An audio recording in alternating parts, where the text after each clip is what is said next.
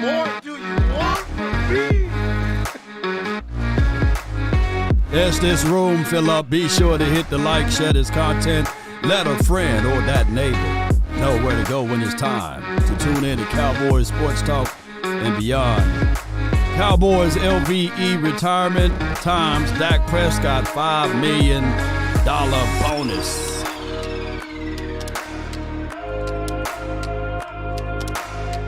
Plus more and more and more. Thank you. And remember, come on. Yo. They say ain't no party like a cowboy party. But what about a Law Nation road?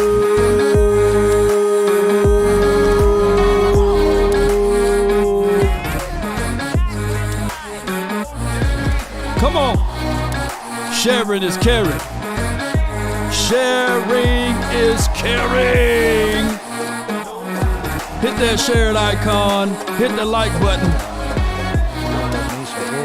Come on. Let's get it. 5, 4, 3, 2, and Riggs! Where are you, Riggs? I'm getting too old for this, Riggs. I want me some glory hole. Yeah, on paper, they're a better team, but they have all the athletes, Riggs! resources, I said, where are you, Riggs? Where are you, Riggs? See if that's Come on. I guarantee you. Come on, LVE. LVE. Come on. Stand to your feet or not at all, baby. Be big, don't be small. All right, Cowboy Nation, appreciate everybody for tuning in. The name is Law Nation. We talk Cowboys, football, and beyond. I really thank all of you guys for tuning in and being part of this long type of off season and the drama for your mama. Mama said there'll be days just like this, and yeah, come on with it. I see you in the chat. Come out the closet and stop keeping a secret. Come on out of it, yo. Come on, man. It's been one of those off seasons whereas it gets stranger and stranger danger along the way. So LVE is gone, and the Cowboys also did some movement with bonus money and things like that. This movement with Dak Prescott of $5 million, you still got to pay it one way or another. But from what I can see, just my rationale of it, it appears that the Cowboys are preparing themselves to go into this 2024 season just the way it is. The money that they have now is probably enough money to pay off all of the draft picks, and we good. We good. I think that they make one more acquisition before the draft, and then they make one more acquisition after the draft. So we getting about 2 of them, and they are showing all of their respect to LVE. He played for how many years here? 6 seasons, right? And on their caption, they said elite LVE. Now, I need to know, and I want to know, I'm not beating up the man on his way out, but I want to know, is LVE, Leighton Vander Esch, is he elite? Put in elite LVE on his way out. You know, let me know. I just want to know. I want to keep it transparency over here. I need to know. You know, I want to know elite LVE, you know. And I hope wherever his career takes him, I hope that wherever he goes in his life, in his capacity, or what he absolutely want to do, is that he will be successful in all thy way, you know.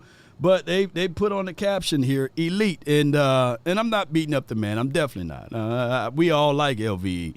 I don't think none of you guys hate LVE. But it shows you that, you know, you are elite. The Wolf Hunter. You know, the Wolf Hunter. Let's play this tribute because I want to to give respect to my guy. Met him, wonderful guy. Met his father, met his mom this past off season, and we had high hopes for him. LVE Elite-ish. I feel you, Thomas Copin. Shout out to the Thomases out there. Elite LVE, baby. Come on, let's play this tribute. Let's go. Let's get it, Cowboy Nation. Come on. We're getting ready to turn your card in. I am so pumped for this. Be elite, baby. Every day, every play. Every day. Be elite. Leighton Vander Esch ran him down. Bootleg out to the right. Manning is chased. Get him, LV. Hauled down and throws incomplete. And the Get Wolf him. Hunter hunted him down. He throws it over the middle, intercepted by Vander Esch at the 35. Chased out of the pocket, hit, sack, fumble. Vander Esch has it and runs it in. Flushed out, runs, sack. Get him, LV. Vander Esch is going to get this one.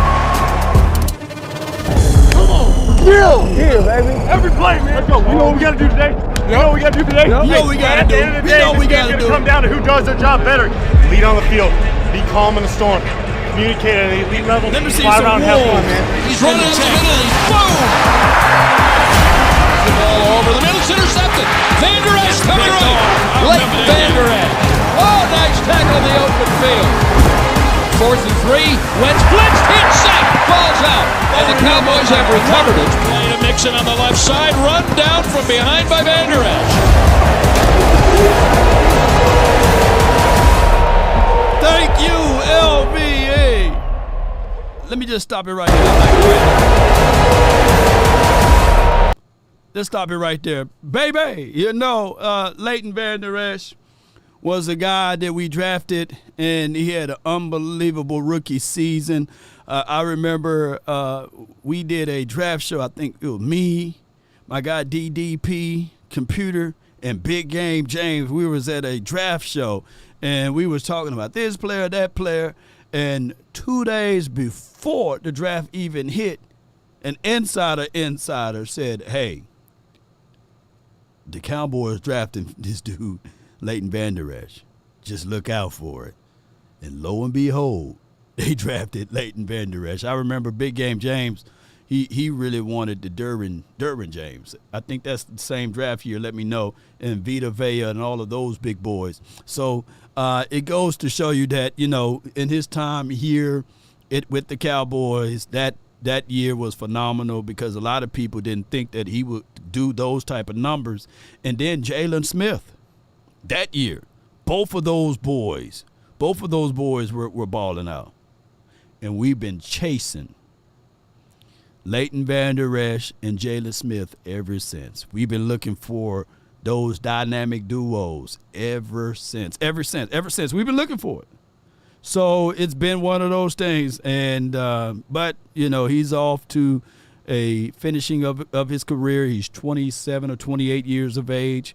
And farewell to him. The Cowboys going into the 2024 draft, maybe they draft another linebacker. We can all say that this particular team been snake bitten with linebackers. Every time we've been snake bitten with linebackers. Every time. Bruce Carter couldn't get right. Sean Lee couldn't get right. Jalen Smith, we still was waiting on Jalen Smith to feet and foot and all of this stuff to get right. The swipe and everything. LVE, the neck. We haven't had a solid linebacker ever. Michael Parsons.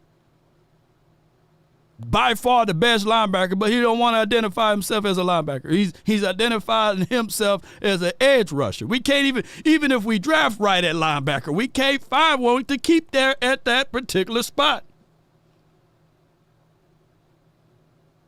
There's been an avoidance area that the Cowboys just don't know how to identify.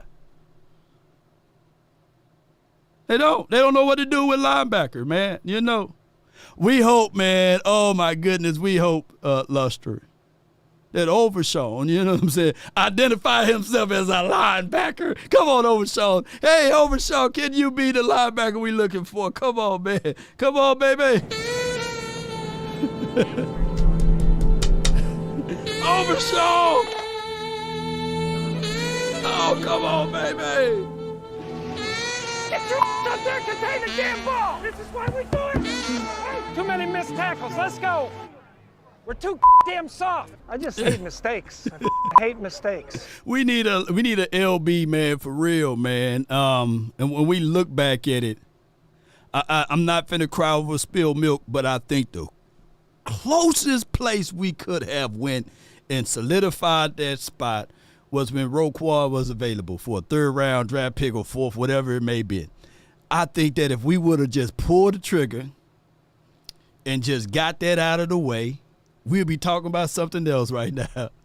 But we've been looking for a linebacker for a long time, man. And hopefully, Kendricks, I heard him speak, and he said that he wanted to play that Mike linebacker. That's where he see himself at. And he got this unbelievable, uncanny relationship with Mike Zim, the bittersweet ones, right? When he realized that Zim was so hard on him, so tough and rugged on him, that sometimes you don't really appreciate that until he's gone, right? And then when he went to the other team with the Chargers or what have you, he realized, damn, man, that old man was right. That old man was right. So hopefully, man, it will be that particular moment for us so that we can get Kendricks. He's not here for a long stay, y'all. He's appetizer stay. So hopefully when we go into this draft, because we leaning on the draft, we depending on the draft because we don't deal with free agency. We don't swabble around in free agency. That my biggest hope would be that Kendricks can be that bridge to whoever we draft, because priority should be getting out of this draft with a true Mike linebacker. That should be priority. I don't care what anybody say. I don't care if Micah Parsons prefer weak side, strong side, or what have you. But Micah Parsons, from what I can see with my natural eyes, if he would have adopted that mindset that I will be the Mike, that would have been solidified for the last 7 years. We'd have been okay for the next 7 years or such, right? At that spot. But we've been such a team with so much need on edge rush, on defense in general, as far as the interior, that we made the necessary sacrifices and got swallowed up with that. All I ask. And had to move Parsons on the edge. That's just what it was. And I'm not finna beat a dead horse. So what I'm foreseeing, because Parsons, to me, anything that Fred Warner would have been able to do, Parsons would have been able to do it better. Call me crazy, but he based upon the coaching staff and the inability to see the forest because of the tree, we are in that spot, right? In my opinion, those were 3 years of wasted investment from a knowledge base of grooming your true Mike linebacker. So we ball that sheet of paper up, we throw that out the window. We got us an edge rusher, dynamic guy named Parsons. We just need to find a futures Mike linebacker. Hopefully, Kendricks can teach whoever it is that we draft. That's just how I can do. You know what I'm saying? Yeah. He is mature enough now. Gonna teach MP. Are you saying? Oh, let me see. Are you implying? That Kendricks will teach Michael Parsons? But Bud says Parsons' sacrifice played a new position. That's unselfish. Right. I'm not the one to call Parsons selfish. Right? We needed help on the edge, right? We needed help on the edge. Even though we had edge control. We had Dorrance Armstrong. We had Fowler, Sam Williams, Law. That's 4 guys I named. Parsons. So when you start talking about your sources, your resources, right? I named out 5 guys. And Chauncey, who else? Name me somebody else. Now, go down that list and name me the linebackers we have. I'm waiting. Let's go down that list. Go down that list. Name me the linebackers we have, right? And let me know where we are needing the most as far as resources, right? So it's just how we prioritize stuff. You know what I'm saying? Right? The order of operations to it. Like we drafted Sam, and I'm not trying to kick over, this bucket of water. But you guys Keith, you see what I'm saying, Keith? We had enough ends, right? Now the craziest part of it now, we depleted on edge rush. Now edge rush is a need now. It's not a spot of comfort. Now we need edge rushers. But it is what it is. We have 0 at linebackers. So that's when you want a healthy diet, basically. Right? Peanut butter is good, but too much peanut butter is bad for you. Right? We didn't have a well-balanced meal. We didn't have our vegetables. Had all the meat but no pause. Right? We didn't have a healthy diet here. So that's all I'm saying. Like Parsons, to me, last year, and it was my only battle cry, and I agree so much with my guy Okoye. A lot of people on Twitter and X app, however you want to call it, want to fight the man all day. But they wasn't listening. They was only seeing from what they can see. And it's hard to see the picture when you are in the frame. Write that down.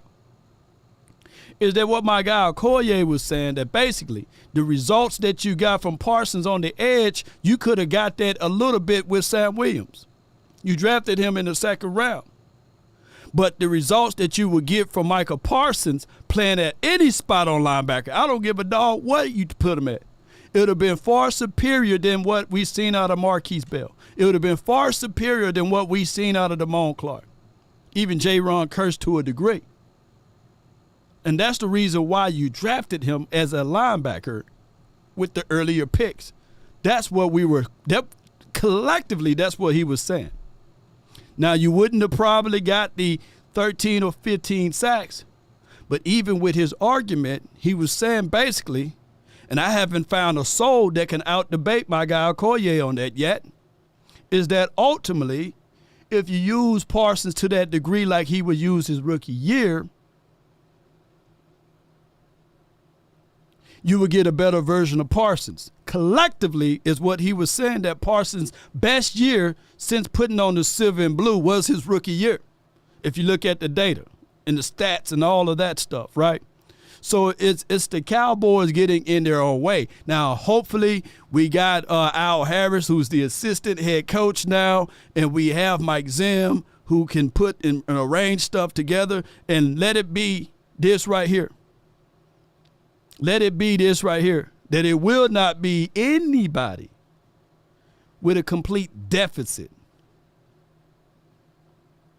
an overlooked situation. Just like what I said with your side teeth. Side teeth matter too. As an analogy. Our fronts look good, no side teeth, right? They matter. Got a big cavity there.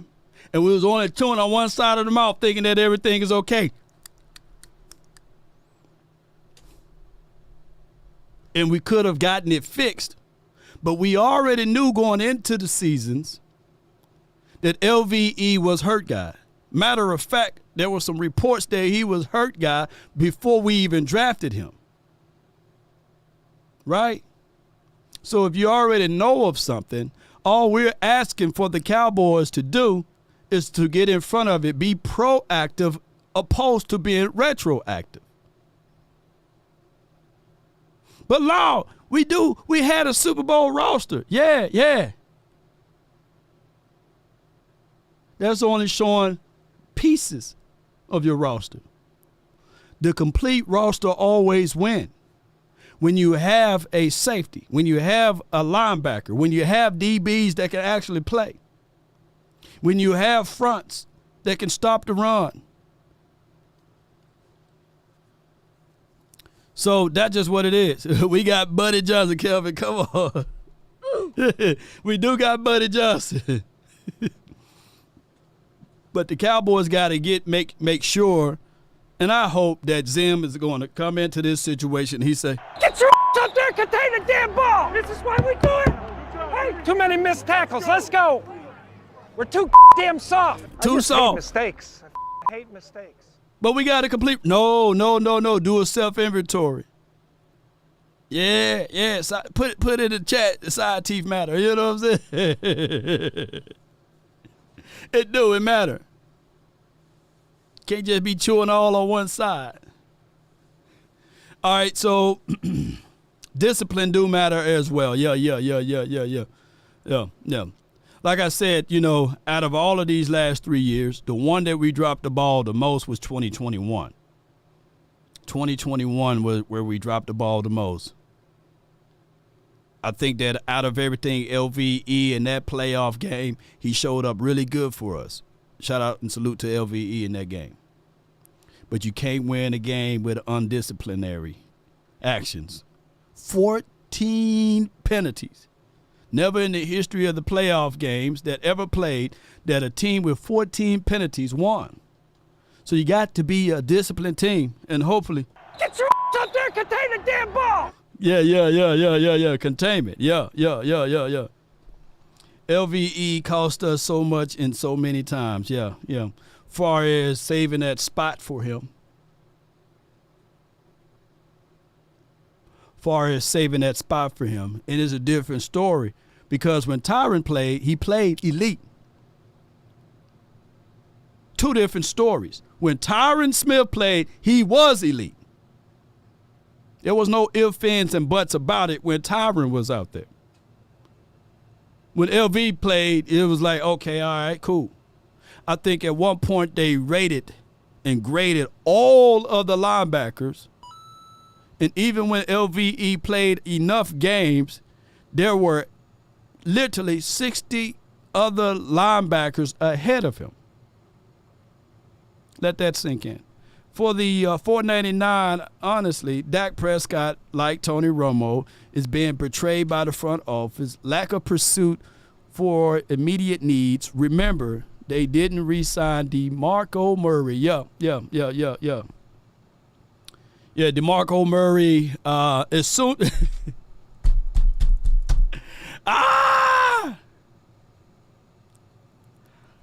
as soon as we figure out how to use DeMarco Murray, right? They got rid of him and then got nothing in return but leaned on compensatory picks. And that's this front office slow movement. Law, do you have any truth to this? I like some of the things. Look, here's the truth too. For the people to say, hey man, the front office can't be that bad. We do win games. We have been they had 9 Pro Bowlers last year or what have you. They consistently drafting all pro guys. They consistently win they win. They're a winning team. We haven't look literally, we haven't sucked enough, pause, to be drafted in the number 1, 2, or 3 picks. The only time that we do get into those areas, we draft pretty well. Ezekiel Elliott, coming off of the 2015, you remember that? 2014, we drafted Zeke. Damn good player. When we draft early, we do get a chance to draft really good players. Coming off of 2020 and 2021, we drafted Michael Parsons. We draft well. Those are the 2 times that we sucked enough to draft in the top 5 or the top 10, etc. But collectively, historically, the Cowboys just don't suck enough, right? We didn't. Even in the Romo eras, we still won. We didn't get a chance to draft early. We didn't suck enough to get a chance and an opportunity to draft an Aaron Donald. Y'all get what I'm saying? And then at the time,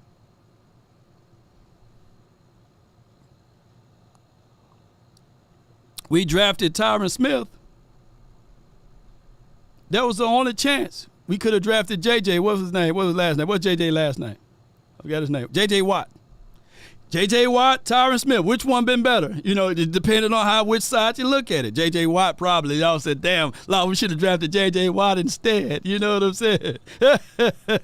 Right. But, hey, for what we needed, Tyron Smith was good for. He just kept getting hurt, guy.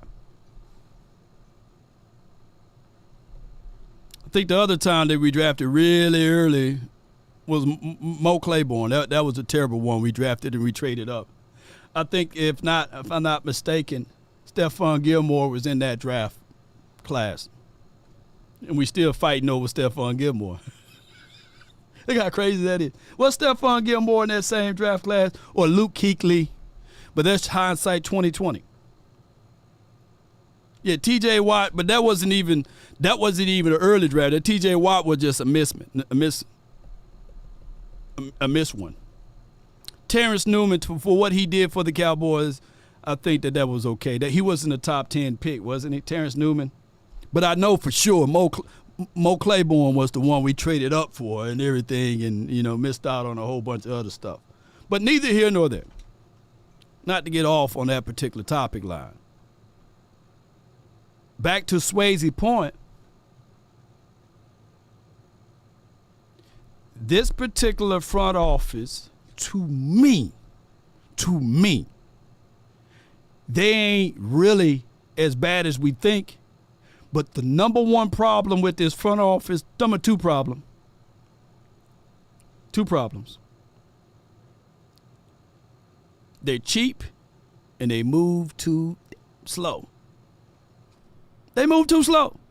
Does Jerry want Deion and Shedeur Sanders? This is from Swayze. I don't know. I don't know. Yeah, they too cheap, and I appreciate you, Swayze, for the double up super chat, man. I appreciate you, man, so much for that. Let me give you a horn for all of that, The Cowboys are just too slow. They wait for everything to dry up, and they play too much with the political thing. They should have, and I'm reading this right here. Shout out to my guy, Dre. They should have been moved on that a long time ago. Right here. The Cowboys converted $5 million roster bonus due to Dak Prescott on Sunday into signing bonus, creating $4 million in cap space. You should have did that way before the premium stuff went away. Nothing was holding you back for doing that earlier. It appears to me that they went on that trip. They went on this cruise trip. They went doing all of the stuff for setting up stadium ventures and all of this stuff, boxing arena, things that don't have nothing to do with the Cowboys. And they said, oh, snap, let's get back to Cowboy business. Let's touch on Dak Prescott contract stuff now. They should have been did that. They moved way too slow. All the good stuff gone. They wait for the day after Valentine's Day. You know what I'm saying? Oh, the candy's discounted now. They move way too slow. Pride held us up, Law. Yeah, it's Grey Wolf. Yeah, man, too much pride, man. Look, I'd have been picking up the phone. I'd have been so embarrassed about that Green Bay loss. Either two things, I would have irrationally moved around, but everybody would have felt my mindset on that. Or I would have, the Cowboys was in two spots.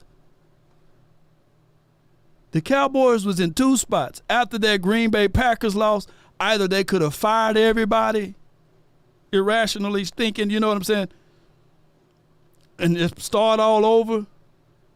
Or two, get pissed off and mad enough to actually change up some of their ways.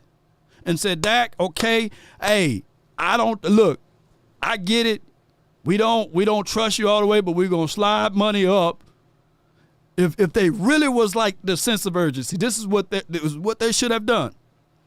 If Dak fooled around and play on this particular contract without it being extended, they should have been already gave him that roster bonus. They should have already jumped in on Trayvon Diggs' contract and added extra money to that and already touched on Terrence Steele. They would have been sitting at about $30 to $40 million just by touching those three contracts there, right? And already touched on Zach Martin contract or what have you.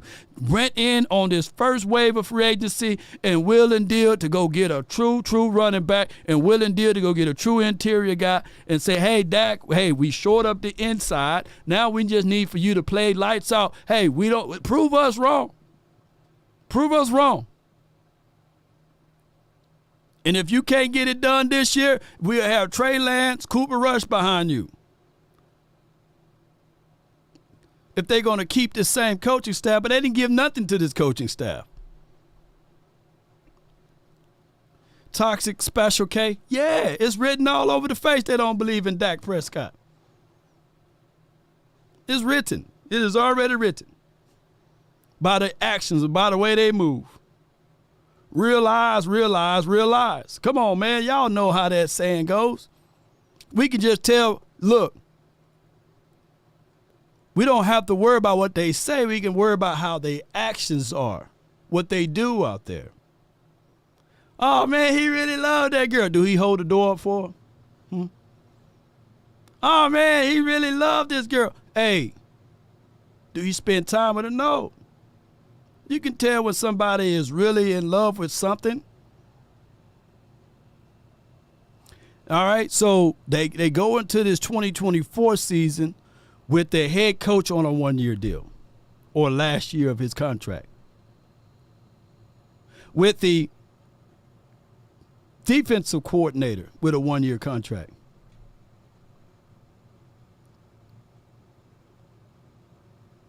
You can't do that. It don't make. I haven't seen a team be successful in the way they approach it. Unfortunately.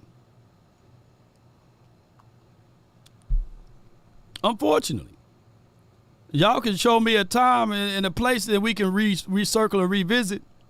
But when you have your priorities in order and you got everything in checks, you can flow.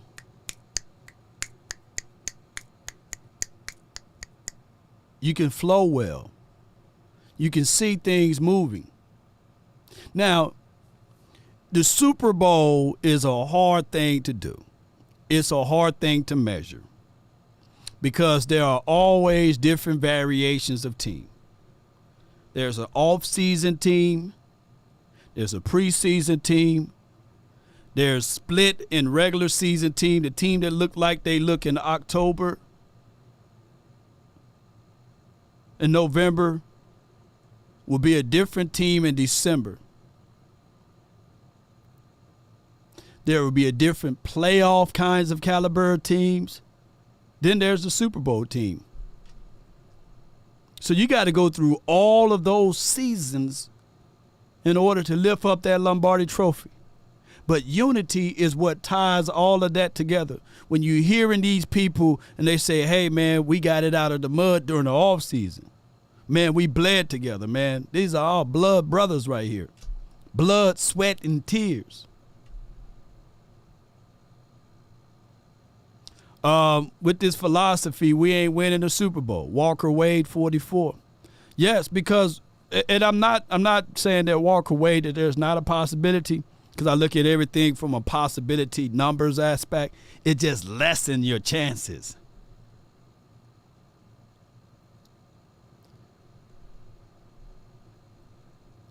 When you have the inefficiency level on your team, you can tell where a team is headed.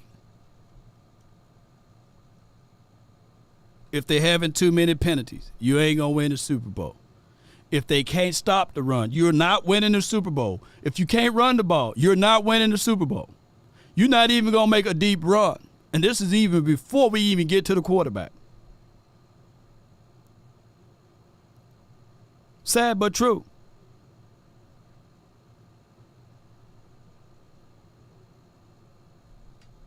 So that's just how it is, unfortunately. And then you'll always have your one or two guys that can be a force multiplier. CMC, he's a force multiplier for the Niners, where he can turn some stuff around and be in favor of taking a 5-yard play and turn that thing into a 12 to a 20-yard thing. Pat Mahomes is a force multiplier, whereas everybody else may be at this level, but when you call number 15 name up over there, he's able to excel and push these guys up a tier. These guys that say when people cry, he ain't Pat Mahomes. Newsflash, Pat Mahomes is just not falling off trees everywhere, man. Everybody don't have a Pat Mahomes. But it took a unique situation for him to be there too. Because you got to apply, also you got a coach who's been through that burning sands. Andy Reid.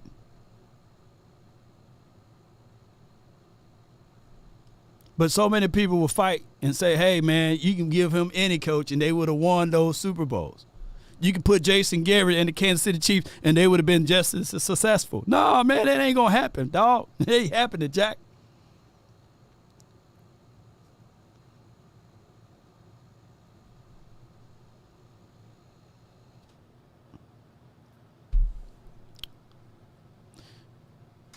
That's just how it goes. So when we look at these things, that's why I was saying that teams that structure their contracts a certain way, that they won't be in this pivotal situation. They won't be in these tight squeezes. I'm not saying that I want to be any of these teams, because true and through, all of this BS that we go through, I don't give a dog about the Commanders, Patriots, Titans, Eagles, Chargers, Lions, Bengals. I don't give a dog about them. But the way they handled their contracts,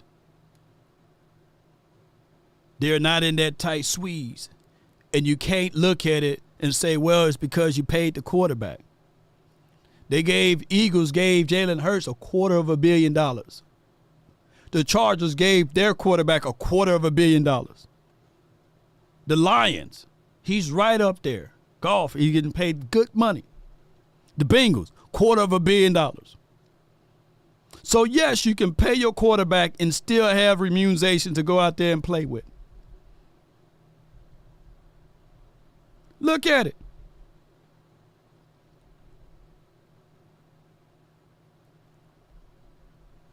But at the end of the year, before the season kickoff, nobody's going to say there should be no excuses for the Commanders.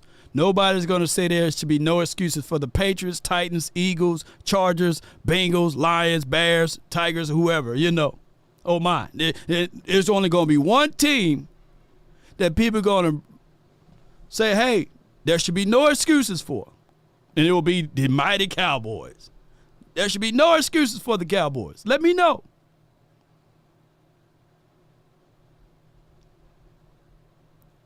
We are held to an extreme different set of circumstances.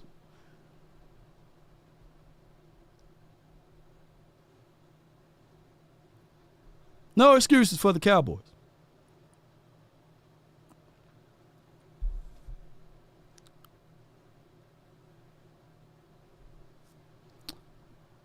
Here's, and I'm not beating them up.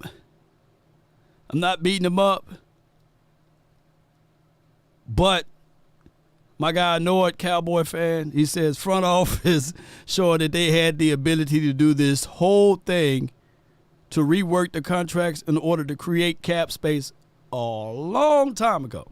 A cap number. And they talk about the cap number.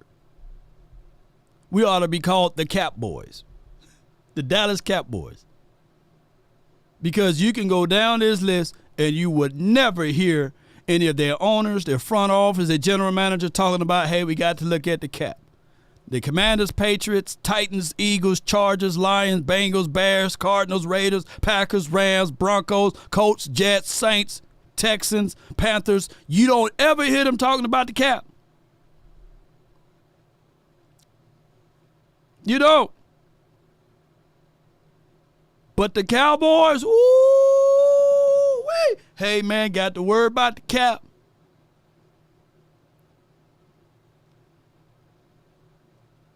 The only team in the National Football League that you got to worry about the cap. Because he don't know what he's doing, basically. He don't. We don't know how to do the front end of the stuff. On the back end with the draft, baby, we good. Baby, we good. Oh, my goodness. We good with the draft. We're going to draft some stuff, but here's how it goes here. The attention that we get from this guy, Leighton Vander Esch, let me pull up his screen right here. Pull up this beautiful thing. The Panthers didn't show that much love for Luke Kuechly. The Panthers didn't show that much love. Let me say this again. The Panthers didn't show that much for Luke Kuechly. People probably already forgot who Luke Kuechly is over there in Panthers land. But that's how glorious it is for when you're playing for the Dallas Cowboys. He's going to be forever remembered. Hey, man, you know that doggone LVE, man. Shoo.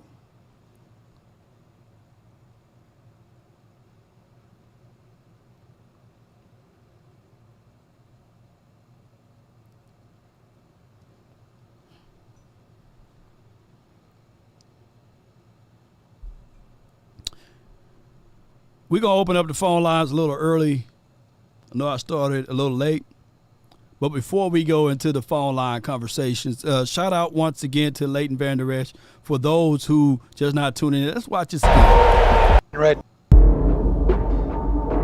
We're getting ready to turn your card in. I am so pumped for this. Watch it, baby. Be elite, baby. Every day, every play. Be elite. Leighton Vander Esch ran him down. Bootleg out to the right. Manning is chased and hauled down and throws incomplete. And the Wolf Hunter hunted him down. He throws it over the middle, intercepted by Vander Esch at the 35. Chased out of the pocket, hit, sack, fumble. Vander Esch has it and runs it in. Flushed out, runs, sacked. Vander Esch is going to get this one. Come on. Here, baby. Every play, man. Let's go. You know what we got to do today? You know what we got to do today? Yep. Hey, man, at the end of the day, this game's going to come down to who does their job better. Lead on the field. Be calm in the storm. Communicate at an elite level. Fly around and have fun, man. He's running up the middle. Boom! The ball over the middle. It's intercepted. Vander Esch coming right. Leighton Vander Esch. Oh, nice tackle in the open field. 4th and 3. Wentz blitzed, hit, sack, ball's out, and the Cowboys have recovered it. Playing a Mixon on the left side, run down from behind by Vander Esch. No doubt, no diggity. That's Leighton Vander Esch right there. And on top of that, let's talk about some of the things that you guys can do, even with my sponsors here with Prize Picks. Appreciate them all in the mix. Be sure to check out Prize Picks. 100% of your first deposit of up to $100 will be matched. And let me show you how this game can go. I'm always looking for outliers in the Prize Pick situation. So with that being said, I'm looking for ways that I can get in front of things. I'm going with Duncan. They saying that he will have 4 threes in this game, Duncan Robinson. So I'm just going to go with less. You know what I'm saying? All you got to do is say less, less or more. And I'm going with less with Jalen. I don't think he's going to hit 3 threes, man, tonight. And then I'm looking for one more. Let me see if I find one more outlier. And then I'm just going to go with more or less with this. Let me see. That'll probably be my only 2. Only 2 right here. And I'm going to share this link with you guys so you guys can do the same. You know, it's always good to find out outliers on this thing. 1.5, that's 2 right there. Nah. So these are my 2 right here. I'm going to go with these 2 right here. I don't think that that's going to happen. If so, then we'll play around with it on another day. But I don't necessarily tiptoe in anything else. But let's go with these 2 entries right here. Let's see. Yeah. And then we're going to go down here with Prize Picks. Let's put 300 down. Let's see if we can get 900 out of it. Appreciate everybody for tuning in. Let's see if we can go with this. Boom. There we go. I'm going to share this entry with you guys. You guys can do the same. And Prize Picks will be able, if your first time ever on your entry, they will be able to match up to $100 on your first deposit. They have all type of promos out there. Refer a friend to once you download Prize Picks. And let me share this with you guys, just in case you guys want to follow me on my picks or what have you. And boom, there we go. Check out the information down below. Check out Prize Picks. You'll be in the mix. Use promo code LAW for your $100 extra for your Prize Picks. 657-390-7391 is the hotline for your mind. Shout out to you, Cam Woods. Appreciate you. BD Gray, what's good? Beast Mode, I see you, fam. Let's get it. 5, 4, 3, 2. Come on. Jump on in, baby. 657-390-7391. I got Chris 214. What's good with you? What's up, Law? Hey, man, all is well, bro. Talk to me, man. Yellow. All right, so I'm at work, so I'm not sure if I'm not sure if I sound like a robot or not. Yeah, no, you sound pretty good to me. And I'm gonna turn your volume down just a little bit, though. You are live. What you got what you got for me, man? All right, well, I'm gonna make it quick. Hey, what are we gonna do with this running back thing, man? Like, are we ever gonna get a free agent, or are we waiting on the next wave, or what are we doing? All right, so the next wave is here. So whatever players that was out there on the market, you can drop $1 million down on their price tag totally, because the price goes down daily, And a full week, that price should be right where it should be. As far as whoever they're trying to look for, I feel that the Cowboys should pick up a veteran running back before they go into the draft, but have the mindset that they got to draft a running back to match up with whoever, that's on this team. That's my philosophy there. Right, because I had one guy in mind. I want Deontay Foreman. Last year he played with the Bears. Right. I think he has a good balance of speed and power. Right. A little power. He's like 232, 235. He's a big boy. Yeah, he would be a guy that we can probably match up well with whoever we draft with. So we won't be going into this thing with Deuce Vaughn and Malik Davis and Hunter Luepke, you know. Right. Well, I'm going to let you go, Law. I love your show. I love Appreciate your channel. I love you as a person. Appreciate you, Keep man. doing what you're doing, man. Thank you so much, Chris, man. Much love to you, man, and keep grinding, man. Thank you so much for all that you do for the nation. Good call from him. Good call from Chris 214, man. I love it. People are calling into the show while they at work, man, and that's always a glorious thing. I got my guy Darius from the 214. You live. Law, do you think that Stephen Jones, if Stephen Jones wanted to wheel and deal Howie Roseman wheels and deals, do you think he could actually do that even if he wanted to? I don't think he could, even if he wanted to. I don't think he could. I think that if you put pressure and if you had a situation whereas he had the entire keys to the car, I think that Will McClay can do that. But think about this. Will McClay don't have keys to the car. They only allow him to drive a certain distance, right? So it's not his car. Howie got the whole keys. He got whole control on what type of gas he can put in there and beyond. You know, he got the whole thing to himself. He don't have to go ask anybody and say, are you sure you want me to go grab this guy? You know. MJ, close your ears, because I know this Candyland, but close your ears. You know what I'm saying? But yeah, so we got to give credit where credit is due. Howie Roseman, the ship that he runs over there, like, he basically blew up like a whole regime and then built a whole new one and got them back. So with one regime that he built, got to the Super Bowl, blew it up. The next regime got that one to the Super Bowl after he blew it up. And my main, so we got to give credit where credit is due. Right. And then my main thing, I'd be like, I wonder, like, why did Jerry choose Steven? You know what I'm saying? Like, why didn't he choose Jerry Jr. or Charlotte? Like, what made him choose Steven to, like, take over, you know, the reins? You know what I mean? Well, Steven was, you know, Jerry, when he bought the team, he was like in his mid-40s, late 50s or something like that.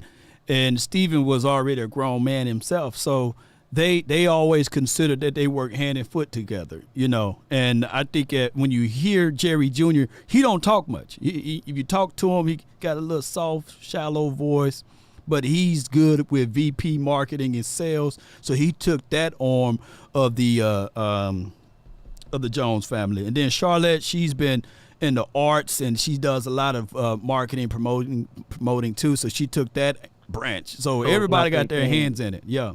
It's a family business for real. Right. So I get it. So I got two last points. Before I get off here. Stephen Jones, and I agree with you. I'm glad you said that, Law, because I was like, that was bogging my mind. I'm like, why does Stephen do some of the shit that he do? Because I don't get it. What Stephen Jones is to me, he seemed like a person that's not good at something. So you know how you got these people that's not technology savvy.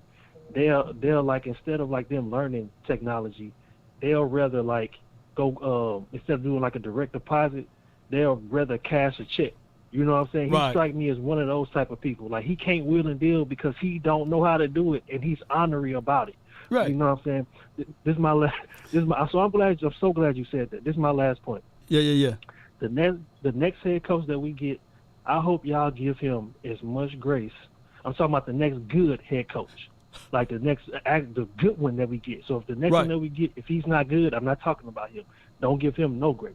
But the next actual good to great head coach that we get, I hope that he gets all the grace and mercy that y'all give Mike McCarthy, because to be honest with you, Dan Quinn was the catalyst for the 12-5 seasons that we did. And I promise you, you're going to see that. Dan Quinn was absolutely the catalyst for the 12-5 season. Well, this year will really signify your solution there. We will see. We will see, man. Appreciate you so much, Darius. Thank you so much for calling in. Yeah. My thing is the sense of urgency. You see, Howie, and this is the difference between someone working with a quota and someone who don't have to work with a quota. I'm not saying that Howie is perfect in all thy way. But what happened here is Howie gets put on his hot seat when stuff is not right. And they will be willing to fire Howie. They will revolt over there. So it wasn't comfortable for him. There's plenty of documented Eagles fans saying get rid of Howie. Whereas to a point, they even hold up signs and say, hey, man, we apologize, Howie. But just last season, at the tail end of it, my guy Lord Brunson was like he was out on Howie. Now it's a whole 180, right? Because he's back to willing and dealing and moving and stroking the Eagles' ego, on how he can move and get things going. The issue is with the Cowboys, there's a double layer. There would never be a sense of urgency here, and there will be no fireable offense here, right? It will always be, hey, my bad, I wrecked your Mercedes. My bad, I wrecked your Rolls Royce. You know what I'm saying? My bad, I wrecked your Ferrari, But if it was anybody else, you wrecked what? You fired, So it's always, as D Parks is stroking, but it's always that here, right?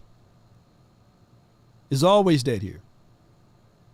Other locations, you don't have that grace and mercy. So it's hey, I got to win at all costs. Ain't that right? I got my guy from the 585, Tyreek. You're live on the Nation. Hey, what's going on, Lord Nation? Not much. Doing great, man. That's good, man. What's up, Cowboy Nation? How I'm feeling and thinking, how I'm thinking and feeling about this whole situation with Jones family. It's too much of a popping, like a family run story, man. Like, I don't think that's healthy for this organization, man, as far as a group. You know what I mean? As far as the fans are concerned, because it's like we don't get the luxury of getting new people in here from like stars in here from other teams, man. Like especially when in their prime, And like I don't get it. It's like they not trying to put their best foot forward, and then they're holding the star players that they did draft, and the ones that we do have here, they're not treating them right. And Right. I think, and I feel like they not looking at it as an overall, as a morale type of thing. You know what I mean? Other players, other teams see how you doing your players. Right. That's why it's nothing for them to pick them off of our team when they become free agents, especially any of the ones that are still good. And that's the mentality I want them to change in Dallas, because we are fed up as fans, man. We tired of seeing everybody getting the nice shiny toys, you know what I mean? It's not the whole point that if we, the point of it all is we want to win it all. Right. But if we get a chance to compete and put our best foot forward and compete to win it all, and we don't, I think we'll be satisfied, because we know that the organization they put everything on it to win it, right?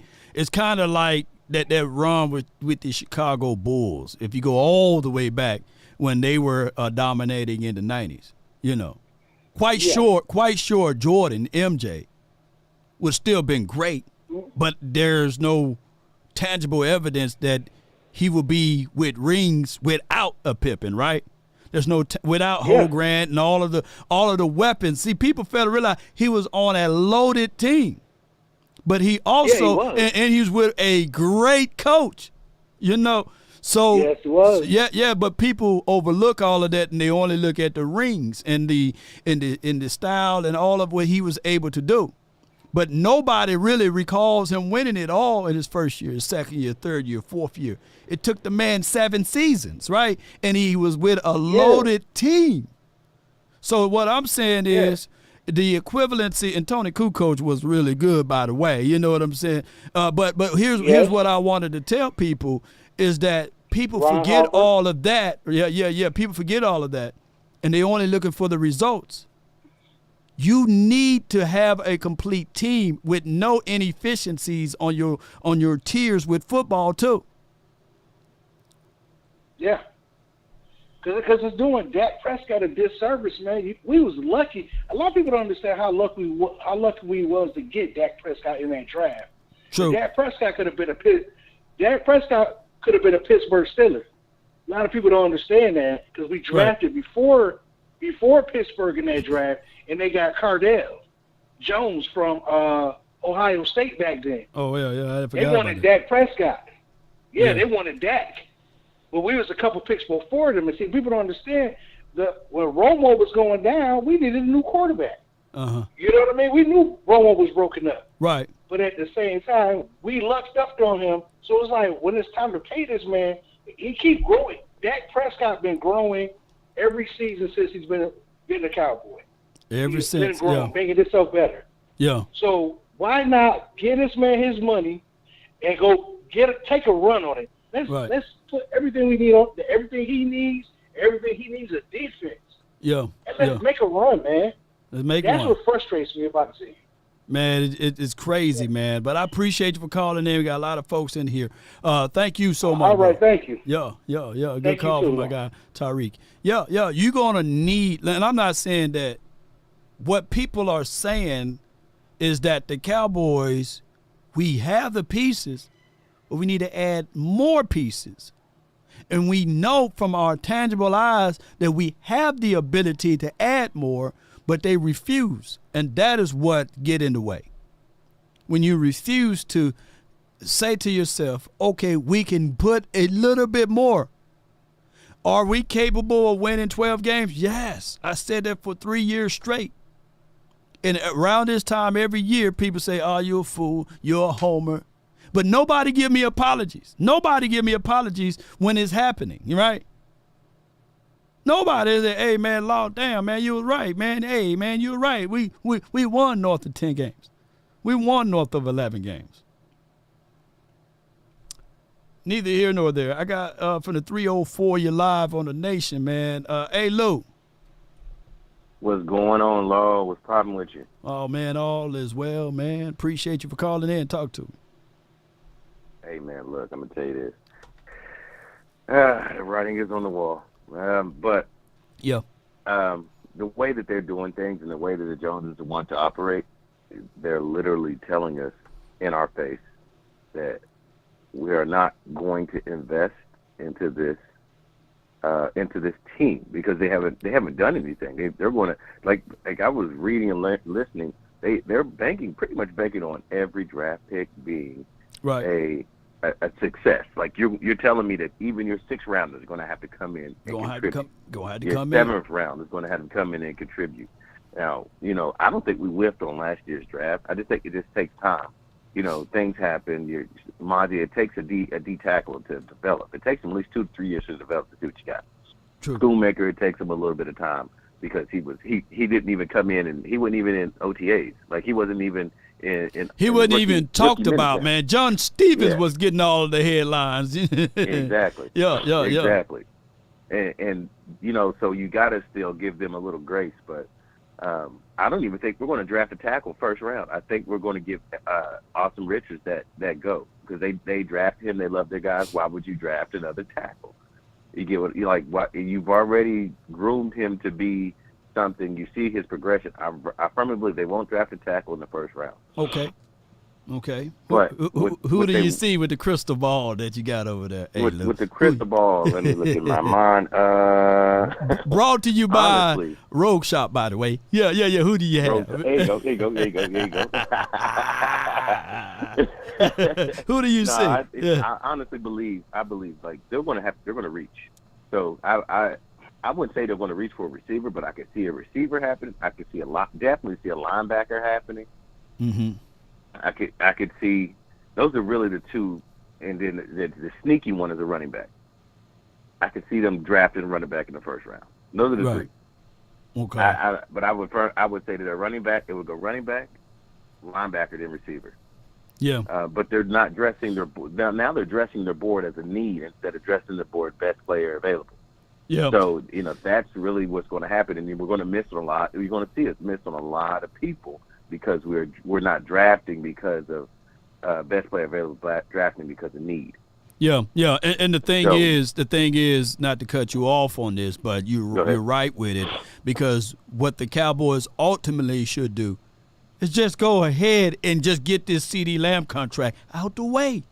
It don't make any sense or reasonings to hold on to this thing right here, because if you could have got the CeeDee Lamb thing out of the way, we can go ahead and pencil him in for the future, right? But the Cowboys are banking on, okay, who's available at that 24th spot? Can we add more and more leverage to CeeDee Lamb? Because if they fool around and get another wide receiver, then they can play the leverage game and say, hey, that's okay. We will Amari Cooper you. You know what I'm saying? If you don't get your stuff together. And that's exactly what they did to Amari Cooper. I knew that as soon as they signed Gallup, I knew Amari Cooper was on his way out. Like, I knew. Okay, that's what they're about to do. They're about to do whatever they need to do. But I'm telling you right now, they are going to move on Dak Prescott. They're going to move on. They're going to actually promote Trey Lance. I'm telling you, they're going to sign him at the end of the year. Yeah. Next thing you know, we'll be right back in this predicament with a bunch of money. Yeah. But we won't do nothing with it. They're not going to sign free agents. They're going to sit on this money, and they're going to try to roll it up. And guess what? No one can hold them accountable, because who going to fire them? Exactly. You see, that's why I was trying to tell people, it's not the fact that Howie is a great at all that he does. It's the fact that, hey, if he don't get it right, then Mama Howie or all of his people gonna have to move up out of that city. They're gonna stone him. You know what I'm saying? They're gonna castrate him publicly over there in Eagles Land. Oh yeah. You can't do that for the Joneses. Nobody can take Stephen Jones out. No one can take Jerry out. Yeah. And Jerry, of course, is untouchable. That is the problem. But that's the problem. Appreciate you for calling in, Chief. No big deal. No problem. No doubt. Appreciate you. It's A-Lou. So it's that's just the reality of it, ladies and gentlemen. And shout out to my guy A-Lou. I got from the 201, my man, 100 grand, man, with the plan. Should I still have my hand on the panic button? Come on, man. Come on. What we got here, man? Listen, man. Listen, for everybody, listen. I am a Cowboys fan. I love this team, okay? All right? I'm not out on the season. I'm just sitting back and watching. I'm not going to go, you know.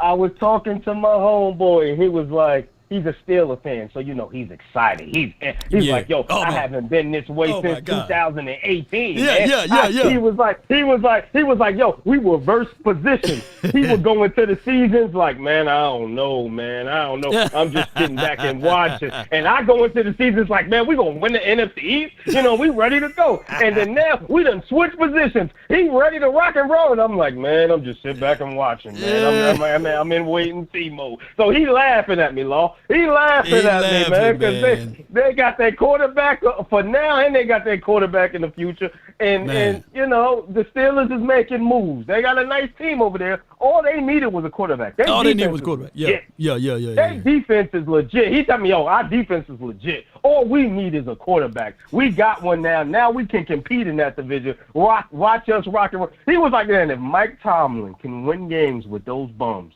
what do you think he's going to do with the guys we got now? And I'm like, oh, my God. That man over there.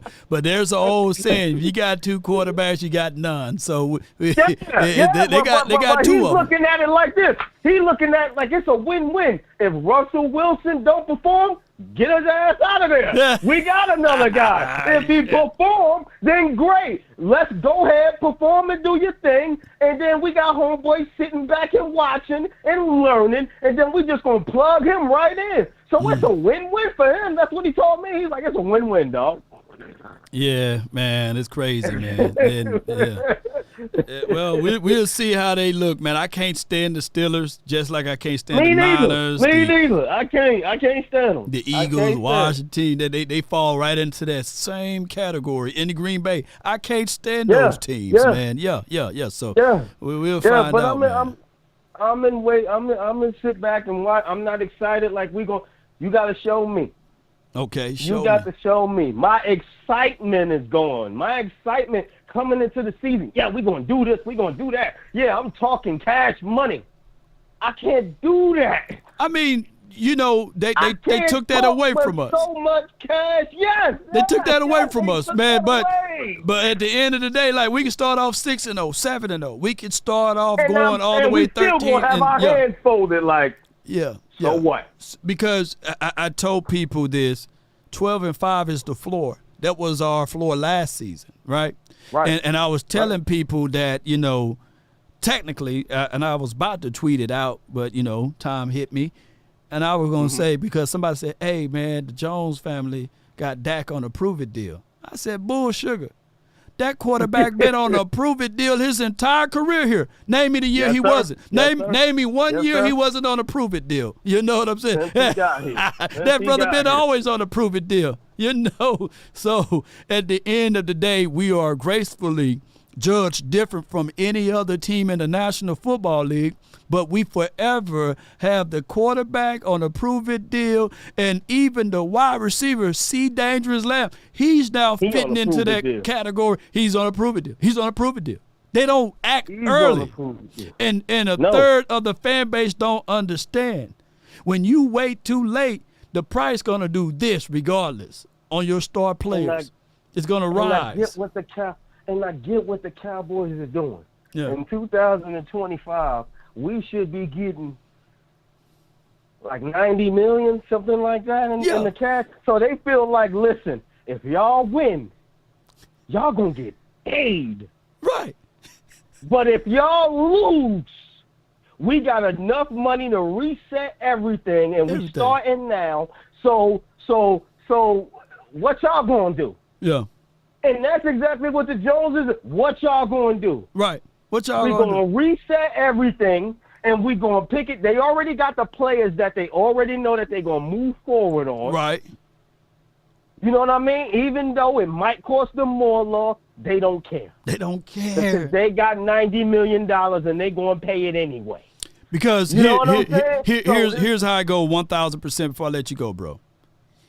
Any hear me out, any GM who were to draw up a contract like they did with Michael Gallup would have been fired. Yep. Would have been fired. Would have been saying, hey, man, you remember that deal, man, that damn GM did for Michael Gallup that paid a hurt guy $62 million, 50 of it being guaranteed, and they paid that man without seeing whether or not he can walk or talk or read or write. Yeah. That guy gone now. I think the Cowboys ain't going to do that no more. No. I think that scared them. I think that Michael Gallup thing scared them. I'm being honest with you. I think that Michael Gallup thing, they do it until it backfire on them, and then they stop doing it. They stop doing it. So you won't see the Cowboys pick up a hurt guy. They're not going to do that no more. They're not going to do that, and they're not going to pay a hurt guy no more. And guess what? Guess what? Those days is over. Guess what? They will never franchise tag a quarterback, and they will never allow a quarterback ever to have the no trade clause on his contract, because they won't do it. Because they operate like this is their first time ever. And I'm not beating up all boys. I'm just telling y'all the truth that y'all don't want to hear, which people like to contextualize it as an excuse. But these are the realities of it. Old folks say this. You know, I'm from Mississippi. I got to give people old folks sayings from Mississippi. Ain't nothing like bought sense. You gonna have to. And even though the Joneses ain't do much, right. The Dak haters is still gonna blame it on Dak. Even though he ain't getting no help. Even though he got to do this himself, they still going to say, man, Dak Prescott's the problem. But Jalen Hurts get all the help in the world. Hurts get got everything over there. And when they fall on their face, won't nobody talk about it. They only going to talk about that. Yeah, appreciate you, man. Good call from him. but the old saying is, you know, I don't think they probably look. After just hit me. I don't think they literally learned their lessons from that. You know, because that's been their philosophy, baby. That's been their philosophy. Let me do this right here. You know what I'm saying? Let me do my Charleston White impression. You know, that's been their philosophy, you know, minus the cuss words, right? Because every time you get hurt, you get paid. And it started even way before this time frame. Barry Church got hurt, he got paid. Tyron Crawford got hurt, he got paid. Tyrone Crawford, basically. You get hurt, you get paid. Dak Prescott got hurt, you got paid. You know what I'm saying? Or when you get paid, you get hurt. We can't make this stuff up, man. That's just how it goes, man. We are living in a twilight zone over here. And I'm not saying that it's not possible, but it is what it is. All right, man. I got the Marvelous, man. 209, you're live on The Nation, brought to you by Prize Picks. You're in the mix. Talk to me.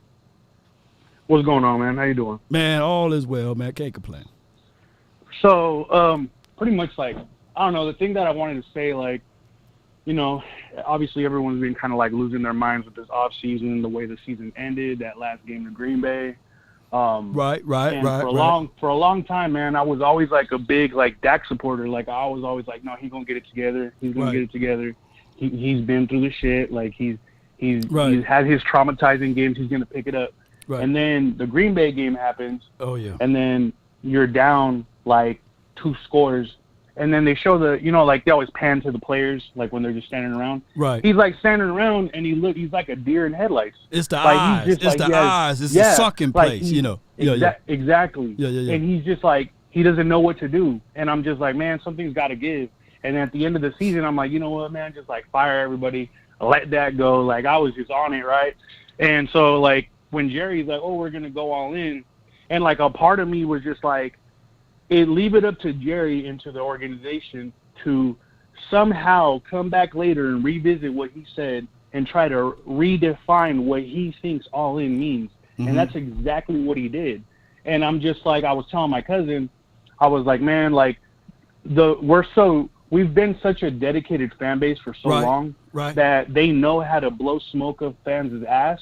They do. Just keep them interested and keep the asses to seats when the beginning of the year starts.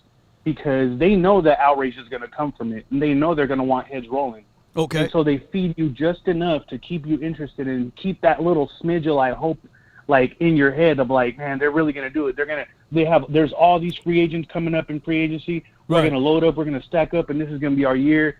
Dak's going to do his thing. CD's going to get paid, and all these good things are going to happen. Free agency comes. Free agency comes, and they do nothing, and then they stay silent. And then it comes out that, the yacht thing, and then Steven at South by Southwest and all this. Right. And then when I saw the interview, like not that long ago, like a few days ago, where they were interviewing Steven, and he's just like, oh, we understand the fans' frustrations. We're also frustrated ourselves. And I'm sitting there like, why the fuck are you frustrated? You're the owner. Yeah, you're the owner. You control everything, Exactly. Keep going. And I don't think I know that all 32 teams are a business. I understand they that. are. And I know at the end of the day, as any business, they're trying to profit and they're not trying to lose. But I think that the Cowboys treat the team as way more of a business than the other 31 teams. I don't think, like you just said like a little bit ago, that we're never going to be bad enough to pick top 3, top 5, or even maybe top 10. They're always going to be just good enough to keep the fans, hopes up just enough to always be like, there's always next year. There's always next year, man. Always. And so it's like, for me, man, it's kind of just like, I feel like, and I told my cousin, I'm like, I don't really care what anybody says. That I feel like I'm kind of at the end of my rope with like supporting the fan base. I started watching. I wasn't born into watching football like most people were. I started watching football in 2006, and the player that got me interested in football was Michael Vick. So I rolled with the Falcons for a little bit, and then my uncle started taking me to games to watch games, and that's how I kind of became a fan by default. And so I've been following the team since Rome. I still remember when Romo came in. So you kind of switched over when that time frame. Well, to your point, we didn't suck enough to even get a chance to draft Michael Vick, right? Because we were 5-11, 5-11, 5-11. So we won too many games that year, But I will say this: I understand what you're saying.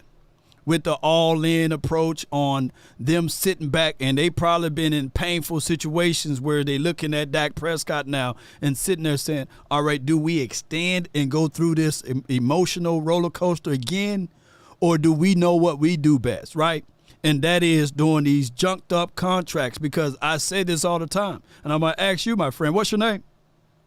Carlos, do you think that Dak Prescott going to play worse than what he played at last year, better, or the same? I think that taking all the players that we've lost so far this free agency, and how there's still things up in the air if we don't retain Stephon Gilmore. Or No. I'm just talking about from an offensive aspect, not looking at the defense. I'm just talking about from so Dak Prescott offensively speaking. Do you think he's going to play better, worse, or the same? I think he might do a little worse, only because we don't have that running game anymore. Because who are you going to throw out there? Is Rico Dowdle even get re-signed, or are you going to have? I'm sorry, no offense to any of the short people out there. Right. But you think that little dude is going to be blocking for Dak and keeping him safe? So hear me out. So you're hedging your bets that Dak Prescott is going to perform worse than what he did just based off of losing Tony Pollard and losing Tyron Smith and Tyler Biadasz, right? So you're hedging your bets on that, right? I'm willing to go as far as to say I don't even think we're going to make playoffs. All right, so you're going too far. Now, this is what Dak been doing, though.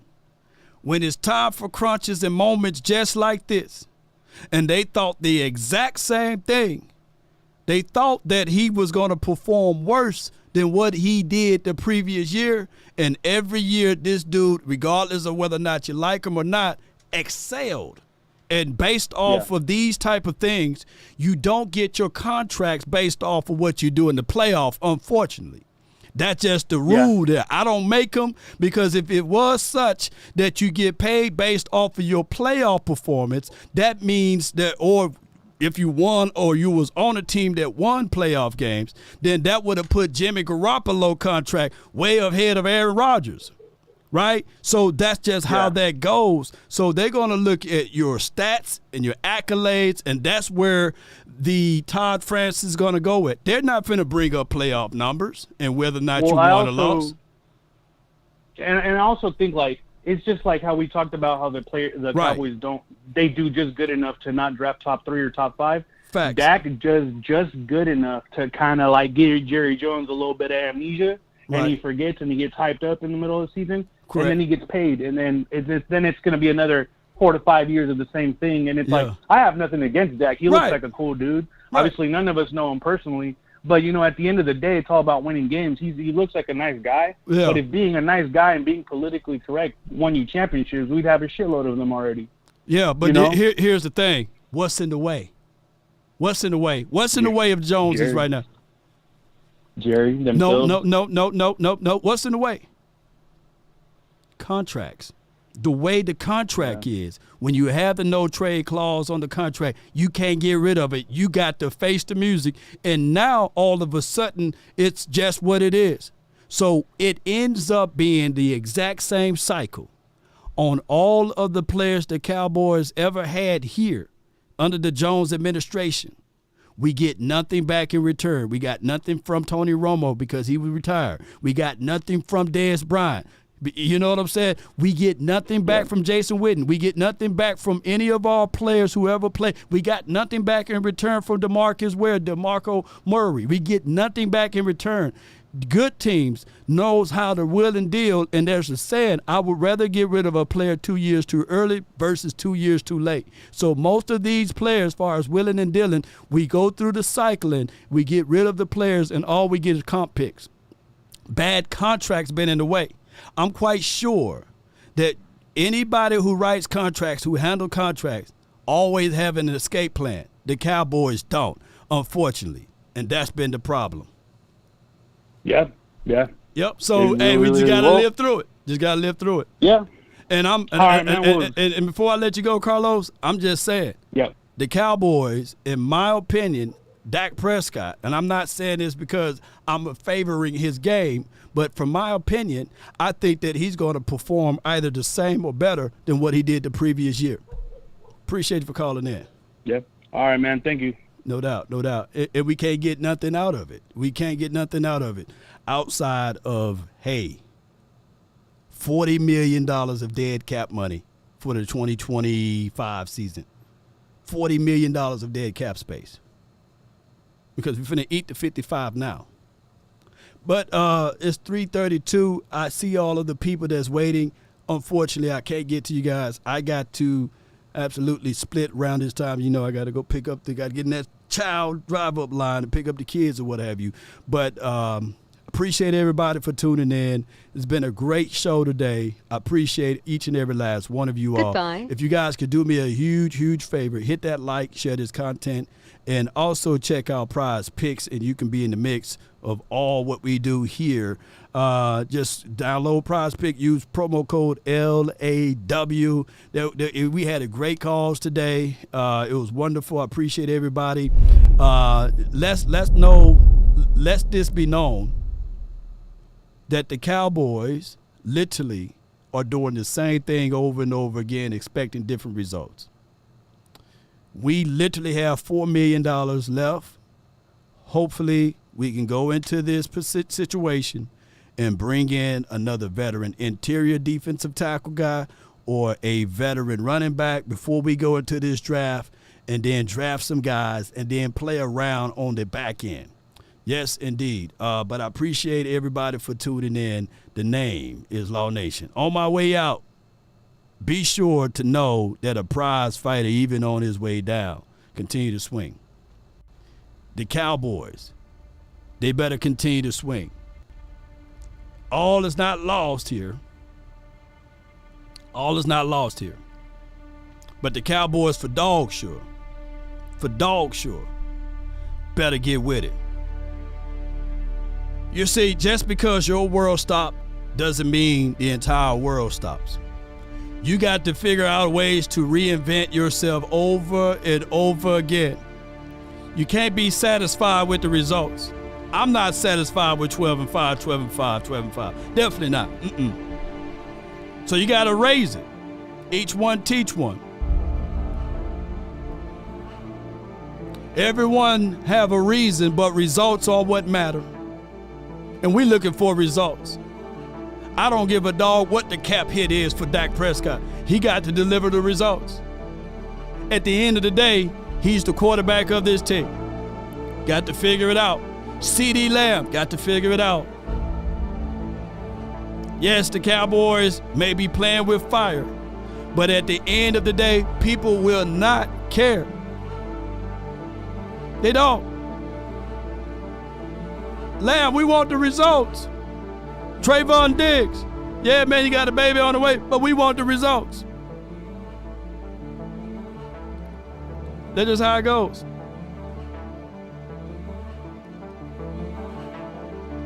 Let's go, Cowboy Nation. As they say, if you can keep your head when all about you are losing theirs and blaming it on you, if you can trust yourself when all men doubt you, but make allowance for their doubting too. If you can wait and not be tired by waiting or lied about, don't deal in lies or deal with the hate. Continue to formulate your mind to higher levels, and it will flat out happen for you. I got to cut all of that short because I got to bounce like a basketball. But Cowboy Nation, that's been my time. I really thank you all for yours. And remember, you're listening to nothing but the best. Go Cowboys. Let's get on up out of here. Let's go, baby. Once again, shout out to Prize Picks. Let's get it.